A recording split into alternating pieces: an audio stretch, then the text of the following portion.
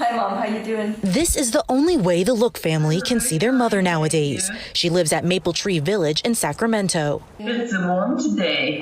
At 92 years old, Alma Koyasako and her 98-year-old sister-in-law are healthy, and their family wants to keep it that way, which is why they're sounding the alarm, holding up these signs to encourage their neighbors to oppose the creation of a COVID-19 surge unit at Maple Tree Village. Their plan is to take a bunch of patients that are COVID-19 positive and dropping it into the building and intentionally introducing the virus into the building. Maple Tree is one of 3 facilities owned by ACC Senior Services in Sacramento.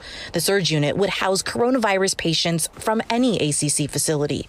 They're trying to obtain a license needed from the California Department of Public Health. We exist to benefit the community, to take care of elder adults in our community. Seekers of the California Department of Public Health did an inspection here, and that the facility met the criteria needed for a surge unit. The Department of Public Health says it does not comment on specific facilities, but added that it did issue guidance to skilled nursing facilities that they should prepare for a potential surge.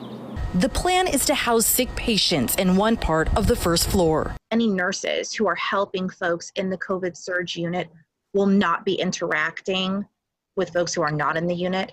Right. They won't be stepping foot outside of that unit other than to exit directly to the outside parking lot. What about the ventilation system? It's all within the same building, correct? It is, but each one of the units, each one of the apartments rather, have a separate air conditioning unit.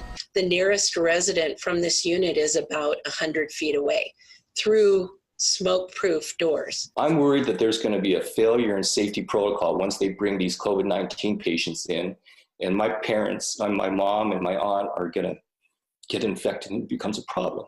California advocates for nursing home reform also seeking clarity from ACC leaders. 36% of the deaths in Los Angeles were in assisted living and nursing homes. Why would we want to introduce that to a community that doesn't have it? We are looking for other grants and funding sources since we are a not-for-profit, but are kind of moving into this because we feel like it's a need for our residents and for the community. This really is not a financially driven decision that we've made. ACC's goal to help seniors with the coronavirus, but relatives say, at what cost?